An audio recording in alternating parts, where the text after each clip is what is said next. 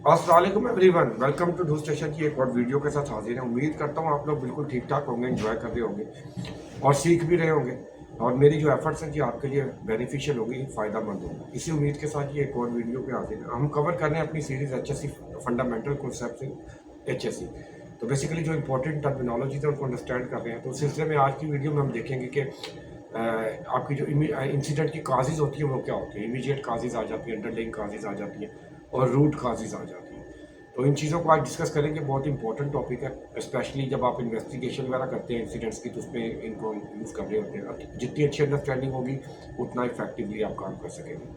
तो इसके अलावा जी कोई फीडबैक हो, कोई सजेशन हो, काइंडली शेयर कीजिए मेरे साथ। आपकी सपोर्ट का शुक्रिया, अच्छी सपोर्ट दे रहे हैं आप। तो चलते हैं जी, अपनी वीडियो को स्टार्ट करते हैं आज के टॉपिक को।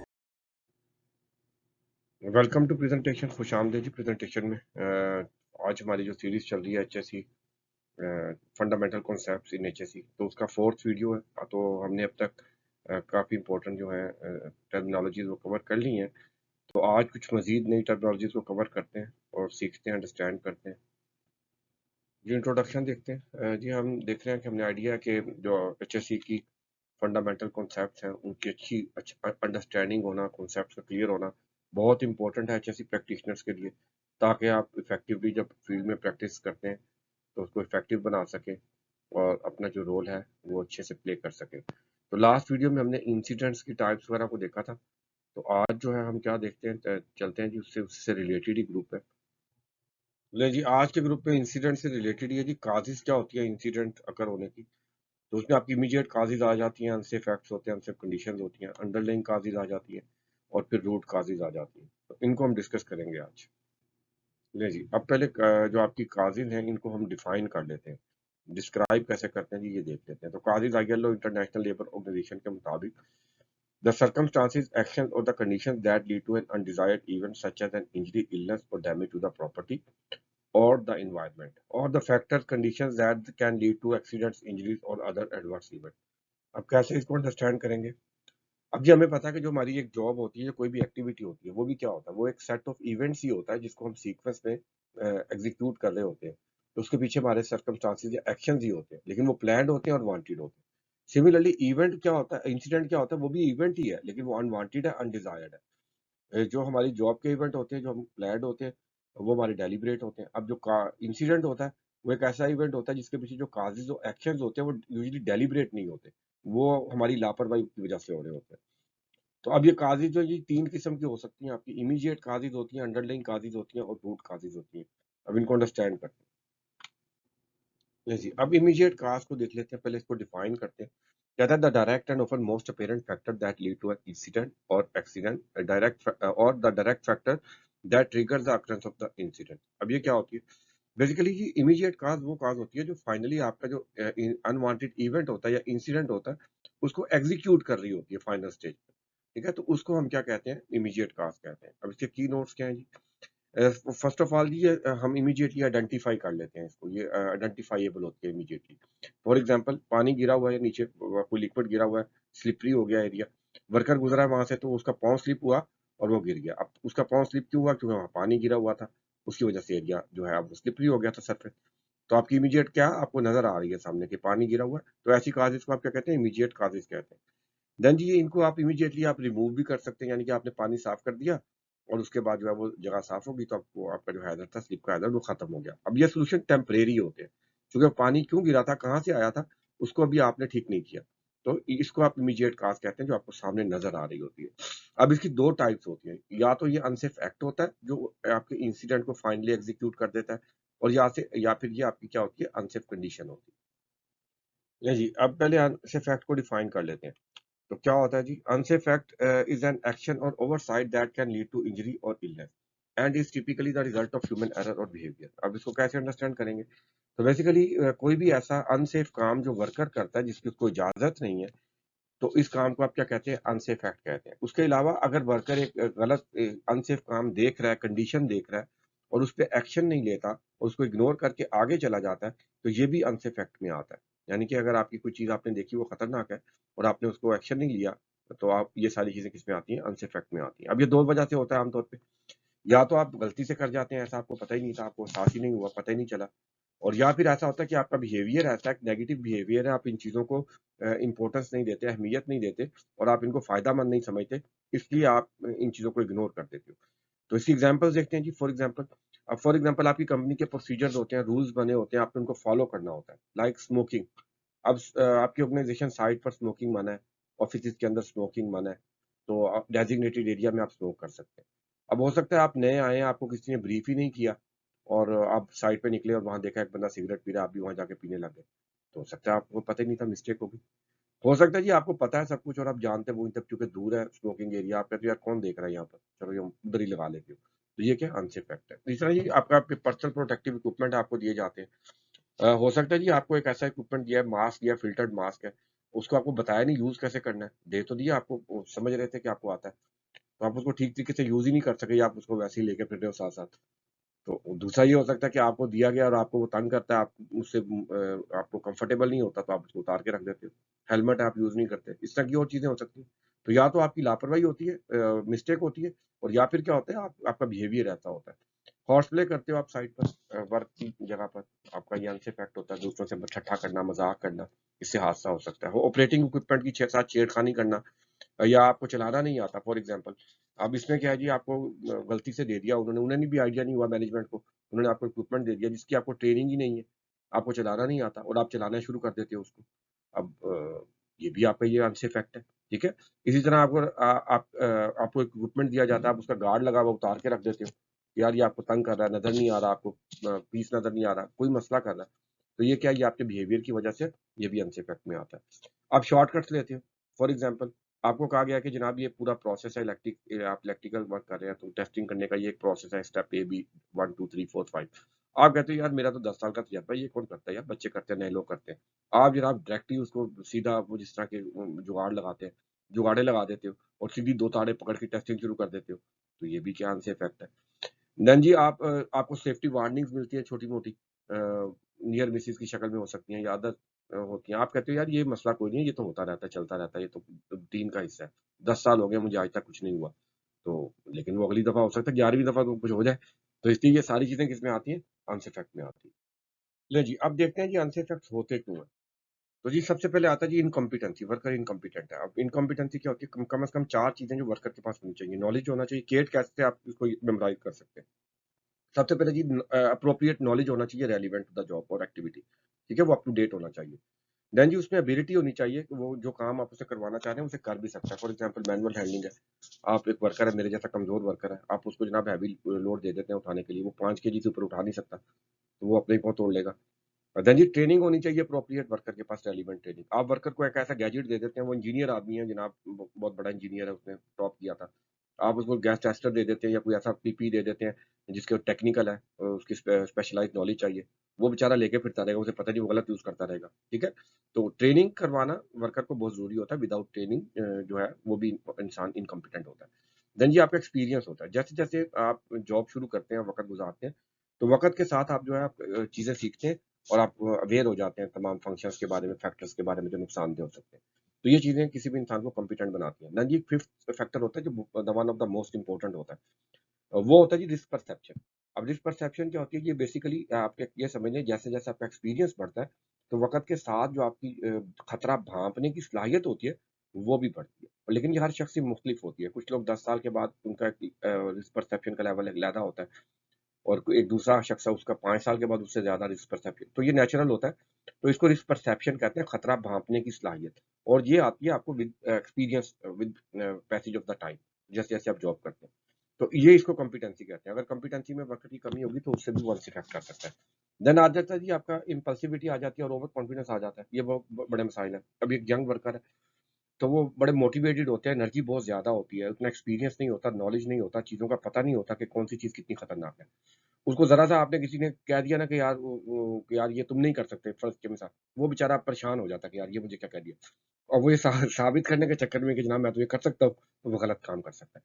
नहीं जी, ओवर कॉन्फिडेंस एक बहुत बड़ी बीमारी है। जी मुझे तो 10 साल का तजुर्बा है, मैं तो ये काम ऐसे ही कर रहा हूँ, तो आज तक मुझे तो कुछ हुआ ही नहीं। तो ये एक ओवर कॉन्फिडेंस ऐसी चीज़ होता है जिसके अंदर आप क्या होता है, अपने काम, तजुर्बे की बुनियाद पर एक चीज़ को आप रिपीटेडली वैसे ही आँखें बंद करके किए जा रहे होते हो, आप एनालाइज़ ही नहीं करते हो, यार इसमें कोई एरर हो सकता है, वो कोई एरियाज़ ऑफ इम्प्रूवमेंट हो सकते हैं, ठीक है? तो ये बहुत ओवर कॉन्फिडेंस जो होता है, ये भी बड़ा खतरनाक काम होता है।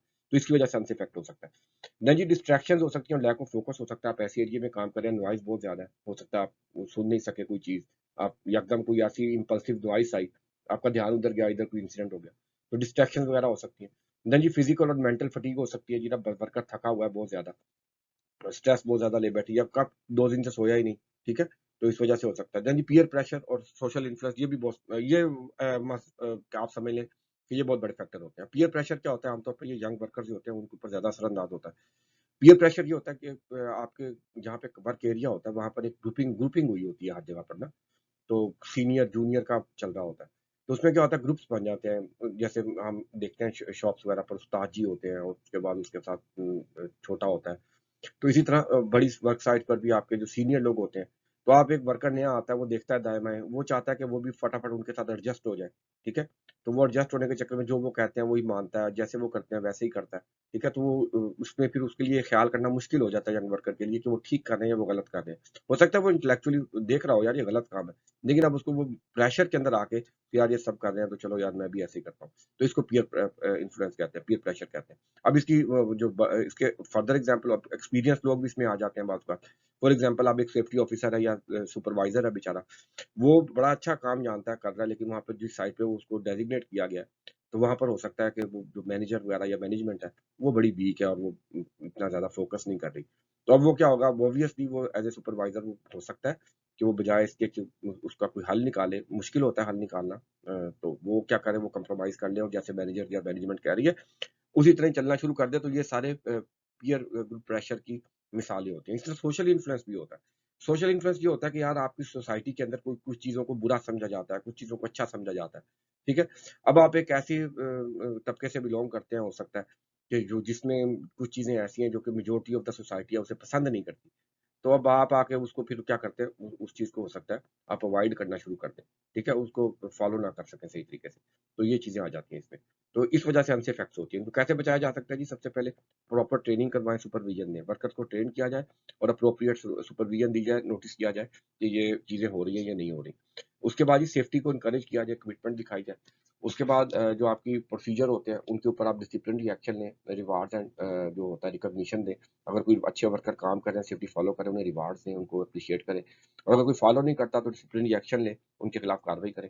इस तरह जी आपके पास आता है जी जो आप one of the most important unsafe fact बचाने का कि आप आपकी जो एंगेजमेंट होती है वर्कर एम्प्लॉइज़ की, ये बहुत ज़रूरी होती है।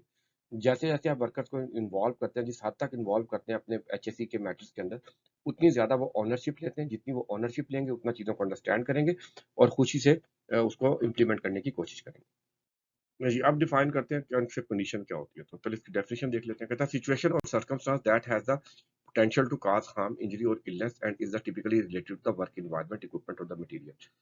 Any hazardous physical state or the environment in the workplace that could lead to the accidents, injuries or illness. अब कंडीशन क्या बेसिकली ये सादा ज़ुबान में इसको कहते हैं कि ऐसे हालात होना जो कि खतरनाक होते हैं काम की जगह पर। तो ऐसे हालात जो खतरनाक होते हैं, नुकसान कर सकते हैं, उनको हम क्या कहते हैं? अनसेफ कंडीशन कहते हैं। इसकी मिसालों से थोड़ा समझ लेते हैं इसको। फॉर एग्जाम्पल जी आप एक ऑर्गेनाइजेशन में काम कर रहे हैं, वहाँ पर अच्छे प्रोसीजर ही नहीं बने, कोई पॉलिसी नहीं बनी, काम करने के तरीके ही वज़ा नहीं है, ठीक है? जिसका जैसे दिल कर रहा है वो काम कर रहा है, ठीक है? तो ये खतरनाक होता है।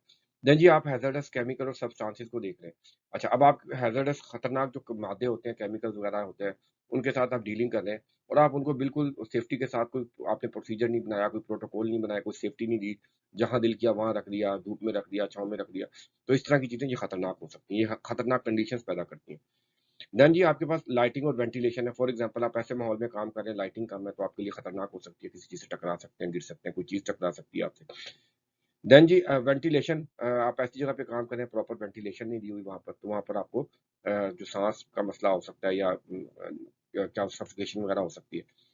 देन जी पुअरली मेंटेन्ड और डिफेक्टिव इक्विपमेंट, आप ऐसा इक्विपमेंट यूज़ कर रहे हैं जो कि अच्छे तरीके से स्टैंडर्ड का नहीं है या उसकी इंस्पेक्शन मेंटेनेंस नहीं हुई हुई, ठीक है? वो आपके लिए खतरनाक हो सकता है।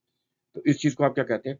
ये आपकी किसमें आ जाती हैं? अनसेफ कंडीशन में आ जाती हैं। इसी तरह जी आप गार्डिंग नहीं करते, एक खतरनाक एक्टिविटीज़ कर रहे हैं, तो उसके आप प्रिकॉशंस नहीं करते, पहले से प्रिकॉशन नहीं लेते। फॉर एग्ज़ाम्पल इलेक्ट्रिकल का काम कर रहे हैं, हाई वोल्टेज पे काम कर रहे हैं, एक लोटो टेक्नीक होती है, लॉकआउट, टैगआउट करना होता है आपने अपनी पावर सप्लाइज़ और एनर्जी सोर्सेज़ को। अब वो नहीं करते और आप ऐसे ही काम करते हो, ये अनसेफ कंडीशन होती हैं। Slippery surfaces, uneven surfaces, emergency response plan का ना होना, कि खुदा ना खास्ता अगर कोई इमरजेंसी हो जाती है तो आपने उससे कैसे बचना है, उसको कैसे रिस्पॉन्स करना है, आपने तैयारी नहीं की हुई, तो ये अनसेफ कंडीशन होती हैं। पुअर हाउस कीपिंग और इस तरह की चीज़ें, अनटाइडी वर्क प्लेस, ये सारी अनसेफ कंडीशन में आती हैं। नहीं जी, अब ये अनसेफ कंडीशंस होती क्यों हैं, ये देख लेते हैं जी। सबसे पहले जी, आप एचएससी को तवज्जो नहीं देते, कमिटमेंट ही नहीं है, आप उसको बर्डन समझते हैं, एक्सपेंस समझते हैं। मेंटेनेंस नहीं करवाते आप अपने इक्विपमेंट्स की टाइम वगैरह पर, रिपेयर नहीं करते। आपका जो हो सकता है, जो आपका इक्विपमेंट या प्रोसेस का जो डिज़ाइन है, वो उसमें गड़बड़ है, उसमें मसला है। या हो सकता है आपने जो इक्विपमेंट वगैरह उसको ठीक तरीके से इंस्टॉल ही नहीं किया, आपने इंस्ट्रक्शंस फॉलो नहीं कर सके आप किसी वजह से। आपकी हाउसकीपिंग अच्छी नहीं है, आप सफाई-सुथराई का ख्याल नहीं रखते। उसके बाद ट्रेनिंग की कमी हो सकती है, सुपरविजन नहीं देते, आप नोटिस नहीं करते चीज़ों को, मॉनिटरिंग नहीं करते। देन हो सकता है जी, आपके जो प्रोसीजर वगैरह, सेफ्टी रूल्स वगैरह वो अच्छे नहीं है, वो इतने ज़्यादा एडिक्वेट नहीं है, कमज़ोर है। कैसे कम इसको अवॉइड कर सकते हैं जी? कमिटमेंट दिखाए मैनेजमेंट, पहले खुद सेफ्टी के ऊपर तवज्जो दें, रिसोर्सेज दें, प्रोसीजर्स बनाएँ। देन जी एचएससी पॉलिसी बनाई और प्रोसीजर बनाए जाएँ। देन जी आप मॉनिटरिंग करें, जो चीज़ें आप इम्प्लीमेंट कर रहे हैं उसको कंटीन्यूअसली मॉनिटर करें, उनके रिजल्ट देखें, इवैल्यूएशन करें कि क्या रिजल्ट आ रहा है। अगर रिजल्ट अच्छे आ रहे हैं तो फर्दर इम्प्रूव कैसे किया जा सकता है, एरियाज़ ऑफ इम्प्रूवमेंट देखें, गैप्स देखें। देन जी हाउसकीपिंग वगैरह के प्रोसीजर बनाएँ और उनको अपनी वर्क प्लेस को टाइडी रखें। वर्कर्स को ट्रेनिंग करवाएँ रेलेवेंट, ताकि आपके वर्कर की कॉम्पिटेंसी इंक्रीज़ हो, अवेयरनेस इंक्रीज़ हो और वो चीज़ों को अच्छे तरीके से हैंडल कर सकें। रिपोर्टिंग एंड इन्वेस्टिगेशन के प्रोसीजर बनाएँ जी, अगर कोई नियर मिस होती है, इंसिडेंट्स होते हैं, उनको कैसे रिपोर्ट करना है और किस तरीके से आपने उनको फर्दर होने से बचाना है। इसी तरह जी आपकी इवैल्यूएशन और रिव्यू होना चाहिए कि आप एचएससी को कैसा परफ़ॉर्म कर रहे हो, उसकी कंटीन्यूअसली रिव्यू होना चाहिए। रिव्यू करके, एनालिसिस करके, रिव्यू करके उसके गैप्स ढूँढने चाहिए, एरियाज़ ऑफ इम्प्रूवमेंट ढूँढने चाहिए और अपनी जो परफ़ॉर्मेंस है एचएससी की, उसको कंटीन्यूअसली इम्प्रूवमेंट की तरफ लेके जाना चाहिए। नहीं जी, अब बात करते हैं अंडरलाइंग कॉजेज़ को अंडरस्टैंड करते हैं। ये क्या होती हैं जी? पहले डिफाइन कर लेते हैं। Hidden factors that contribute to an incident और accident, often not immediately apparent and require some investigation to uncover. Understanding these underlying causes is essential to uncover root causes and to develop effective corrective action। अब अगर simply इसको understand करना तो very simple. जिस तरह हमने देखा था, इमीडिएट कॉजेज़ वो कॉजेज़ होती हैं जो इवेंचुअली इंसिडेंट को ट्रिगर करती हैं, एग्जीक्यूट करवाती हैं। इसी तरह आपकी जो अंडरलाइंग कॉजेज़ होती हैं, ये वो कॉजेज़ होती हैं जो इवेंचुअली आपकी जो इमीडिएट कॉजेज़ होती हैं, उनको ट्रिगर करवा रही होती हैं, उनको एग्जीक्यूट करवा रही होती हैं। तो उनकी अंडरस्टैंडिंग, उनको अनकवर करना बहुत ज़रूरी होता है, ताकि आप जो असल रूट कॉजेज़ होती हैं, जड़ मसाइल हैं, उन तक पहुँच सकें। अब मिसालों से समझ लेते हैं। लेट्स से जी, आपके पास failure to follow the procedure, ये एक अंडरलाइंग कॉज़ है। मिसाल के तौर पर वो स्मोकिंग की मिसाल ले लेते हैं। अब उसने अनसेफ इमीडिएट कॉज़ क्या थी, उससे एक वर्कर ने सिगरेट पी और वो कंबस्टिबल मटीरियल पड़े थे, वहीं फेंक दी और वो आग लग गई। अब ये तो इमीडिएट कॉज़ थी कि सिगरेट पी के फेंक दी। अब उसकी अंडरलाइंग कॉज़ क्या है जी? प्रोसीजर ये कहता है कि आप यहाँ सिगरेट ही नहीं पी सकते। उसने सिगरेट कैसे पी ली? तो यानी कि प्रोसीजर को फ़ॉलो करने में फ़ेल। अब 2 वजह हो सकती है, या तो उसने कॉन्शियसली किया, उसे पता था, उसने लापरवाही की, या उसका बिहेवियर था ऐसा। और दूसरा ये हो सकता है कि उसे पता ही नहीं था। एक दूसरा बंदा पी रहा था साथ, वो भी बैठ गया। तो ये इस तरह अनसफिशिएंट ट्रेनिंग हो सकती है जी, और सुपरविज़न हो सकती है। मिसाल के तौर पर हमने कहा ये गैस टेस्टर था, गैस टेस्टिंग करने जाना है, वर्कर को आपने मीटर दिया, इंजीनियर आदमी है, उसको चला गया वो टेस्टिंग करने, उसे पता ही नहीं है, ट्रेनिंग ही नहीं है। अब उसको ट्रेनिंग नहीं है, उसको बताना चाहिए कि यार ये मेरी ट्रेनिंग नहीं है, ये अनइफेक्ट है। अब जिसने उसको ट्रेनिंग नहीं दी, ट्रेनिंग प्रोवाइड ही नहीं की, तो ये आपकी साइड पे अब ये अंडरलाइंग कहा है कि ट्रेनिंग दिए बिना ही आपने मीटर दे दिया। देन जी पुअर कम्युनिकेशन। अब एक डॉक्यूमेंट है, ऑफिशियल डॉक्यूमेंट है, उसपे साइन होंगे तो आप काम होगा। आपको हर बंदे की ज़िम्मेदारी होती है, जिस बंदे की रिस्पॉन्सिबिलिटी साइन करवाना, उसको काम पड़ गया, इमरजेंसी आ गई, वो निकल गया, साथी वर्कर को कह दिया यार तू उधर चला जा, या ये उसके पास ले जा, ये साइन करवा ले। अच्छा, उसने कहा तू उसके पास ले जा, मैं तुझे ना अभी फ़ोन करके बाकी समझा देता हूँ। अब वो चल पड़ा, वो जल्दी-जल्दी में। तो वो जहाँ से जाके उसने फ़ोन किया, उसको हो सकता है जिसने फ़ोन किया उसके पास शोर था, या जिसने कॉल रिसीव की उधर शोर था। बहरहाल वो पूरी बात उसने की, जनाब उसके साइन करवा लो फलाने बंदे के, और उसके बाद काम शुरू कर दो। अब उसे साइन करवा लो वाला नहीं सुना, और काम शुरू कर दो वाला सुन लिया, और जाके काम शुरू कर दिया, मसला हो गया। इस तरह जी आप जो है रिसोर्सेज़ हैं, आप रिसोर्सेज़ ही नहीं देते वर्कर्स को, सेफ्टी पीपीज़ चाहिए, गैजेट्स चाहिए, वो चीज़ें प्रोवाइड नहीं करते। तो ये सारी अंडरलाइंग कॉज़ेज़ हैं, मैनेजमेंट की तरफ से आ सकती हैं। देन जी failure to enforce the safety measures. अब आपके सेफ्टी प्रोटोकॉल्स तो बने हुए हैं, अब ऑन साइट उसको इम्प्लीमेंट ही नहीं करवा पा रहे, फेल हो रहे हैं बार-बार, ठीक है? तो ये सारी चीज़ें क्या होती हैं, अंडरलाइंग कॉज़ेज़ होती हैं, और इवेंचुअली ये आपकी इमीडिएट कॉज़ेज़ को ट्रिगर करवाती हैं और इंसिडेंट करवा देती हैं। नहीं, अब बात करते हैं रूट कॉजेज़ क्या होते हैं basically. Let's define most fundamental underlying reasons that contribute to the events that led to the occurrence of the an incident, or the factors that triggered initiate the sequence of events that eventually that resulted in the incident. Identifying addressing root causes is crucial for implementing effective long-term preventive measures। लेकिन अब root cause क्या है? Basically सादा ज़ुबान में, अगर इसको आपने आसान से समझना तो ये आप ये समझ लें, ये वो कॉज होती है जहाँ से मामला खराब होना शुरू होता है। ये वो खराबी होती है जहाँ से आपका जो चेन रिएक्शन चलता है खराबियों का या काजेज़ का, जो पहले रूट काज़ से फिर अंडरलाइंग पे जाता है, फिर इमीडिएट पे जाता है और वहाँ पे इंसिडेंट अकर हो जाता है। तो जो आपका अनवांटेड इवेंट्स का जो सीक्वेंस होता है, जो इनिशिएट होता है, वो आपकी रूट काज़ से होता है और इसका ताल्लुक जो होता है वो मैनेजमेंट से होता है और प्रोसीजरल इश्यू से होता है। इनकी आइडेंटिफिकेशन, इनको अनकवर करना और इनको आइडेंटिफाई करके इनको रिज़ॉल्व करना सबसे ज़रूरी होता है। तभी आप जाकर जो आपका असल प्रॉब्लम है, आपके सिस्टम की वीकनेस है, उसको इम्प्रूव कर सकते हैं। अगर आप रूट कॉज़ेज़ को एड्रेस नहीं करते, तो आपका जो सिस्टम है, उसकी वीकनेस को आप कभी भी इफेक्टिवली एड्रेस नहीं कर सकते। आप अगर अंडरलाइंग और इमीडिएट कॉज़ेज़ को रिमूव भी कर देंगे, तो दोबारा से आ जाएँगे। अब इसको मिसालों से समझ लेते हैं जी। तो सबसे पहले कहते हैं जी इनएडिक्वेट सेफ्टी कल्चर और पॉलिसी। अब कल्चर क्या होता है? कल्चर ये होता है बेसिकली आपके वर्क जो एनवायरनमेंट पर तमाम लोग जो है उनका क्या एटीट्यूड है टुवर्ड्स द एचएससी, उनका क्या बिहेवियर है, वो आप एचएससी को कैसा पसंद करते हैं, नहीं पसंद करते, ठीक है? तो अब हो सकता है जी आप क्योंकि कल्चर ही नहीं है, मैनेजमेंट की कोई तवज्जो ही नहीं है, तो आपकी ऑर्गेनाइजेशन में कल्चर ही नहीं है सेफ्टी की तरफ। तो जैसे काम चल रहा है बस वैसे ही चलाई जा रहे हैं। या तो हो सकता है आपकी पॉलिसीज़ जो है, उनमें ही खराबी है, वो इफेक्टिव ही नहीं है या वो नाकाफ़ी हैं। यानी कि वो तमाम चीज़ों को कवर ही नहीं करती, जो खतरनाक हो सकती। देन हो सकता है जी आपका जो ट्रेनिंग सिस्टम है मैनेजमेंट ट्रेनिंग करवाने का वर्कर्स को, वो उसमें ही कमी है। यानी कि आपको आइडेंटिफाई नहीं कर पा रहे कि किस वर्कर को क्या नीड है, किसको कौन-सी ट्रेनिंग करवानी है, ताकि उसका एजुकेशन अवेयरनेस लेवल सेफ्टी के हवाले से बढ़ सके और वो सेफ काम कर सके। देन हो सकता है जो प्रोसेस का आपका डिज़ाइन है या इक्विपमेंट मशीनरी का जो डिज़ाइन है, हो सकता है उसपे डिज़ाइन में ही फ्लॉ है। अब अगर उसके डिज़ाइन में ही फ्लॉ है, तो ऑब्वियसली फिर आपको उसका डिज़ाइन ही चेंज करना पड़ेगा और ये रूट कॉज़ है। इस तरह हो सकता है जी आपके जो एक इंस्पेक्शन और मेंटेनेंस के प्रोसीजर्स हैं, उनमें ही गड़बड़ है। यानी कि आपके प्रोसीजर जो हैं वही नाकाफ़ी हैं, उनके अंदर वो सारी चीज़ें कवर ही नहीं। अब अंडरलाइंग के अंदर क्या था, हम प्रोसीजर फॉलो नहीं कर पाए थे। अब यहाँ पर क्या बता रहा है कि हो सकता है जी आपके प्रोसीजर जो इटसेल्फ वो प्रोसीजर ही गलत है। यानी कि उसमें कमी है, उस हो सकता है उसके अंदर एरियाज़ ऑफ इम्प्रूवमेंट है।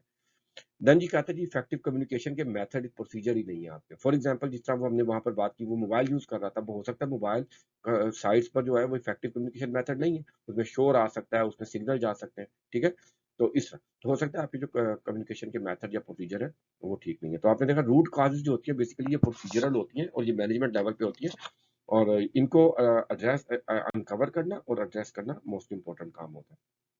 चलिए जी, हमने अपना टॉपिक कवर कर लिया, अब कंक्लूजन देखते हैं क्या कंक्लूड करते हैं। सबसे पहले इमीडिएट कॉजेज़ वो कॉजेज़ होती हैं, जो कि इंसिडेंट को ट्रिगर करती हैं या एग्ज़ीक्यूट करवा देती हैं। या अनसेफ फैक्ट हो सकते हैं या अनसेफ कंडीशन हो सकती हैं, की शक्ल में ये ह्यूमन एरर हो सकता है या बिहेवियर हो सकता है, डेलिब्रेट एक्ट हो सकता है।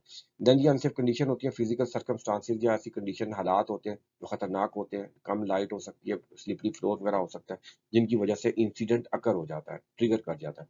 अंडरलाइंग काज़ेज़ ये छुपी हुई काज़ेज़ होती हैं, जो इमीडिएट काज़ेज़ के पीछे होती हैं और इमीडिएट काज़ेज़ को ट्रिगर करवाती हैं, इनिशिएट करवाती हैं। और उसके बाद ये रूट काज़ेज़ होती हैं बेसिकली हमारे असल जो खराबी है, उसका जो असल वजह होती है, वो रूट काज़ेज़ होती हैं।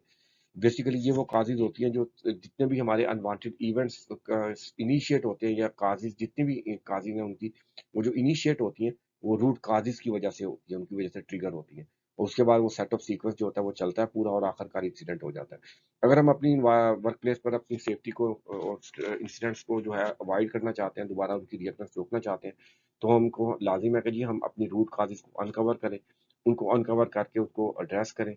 उसके बाद उनकी कंटीन्यूअस मॉनिटरिंग करें, उसके बाद वक़्त के साथ उनकी इवैल्यूएशन करें और देखें कि आया जो हमारी रूट काज़ेज़ हैं वो अच्छे से एड्रेस हो गई या नहीं हो गई, अगर नहीं हुई तो फर्दर इम्प्रूवमेंट की जाए।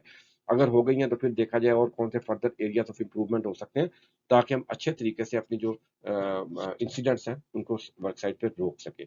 यहाँ पर एक और बात जी इमीडिएट काज़ेज़ जो होती हैं ये भी इनको रिमूव करना इमीडिएटली आसान होता है, आप इनको इमीडिएटली रिमूव कर देते हो। उससे क्या होता है जो इमीडिएट रिकरेंस ऑफ इंसिडेंट होती है वो टल जाती है। लेकिन लॉन्गर टर्म में नहीं टलती, वो कल को दोबारा भी हो सकता है। तो ये जी हमारा आज का टॉपिक था। ले जी, ये हमारा आज का टॉपिक था जो हमने कवर किया। उम्मीद करता हूँ ये आपके लिए हेल्पफुल होगा और बेनिफिट देगा आपको। तो जी नेक्स्ट वीडियो तक जी अपना ख़्याल रखें बहुत-बहुत। मिलते हैं जी नेक्स्ट वीडियो में, तब तक अल्लाह हाफ़िज़।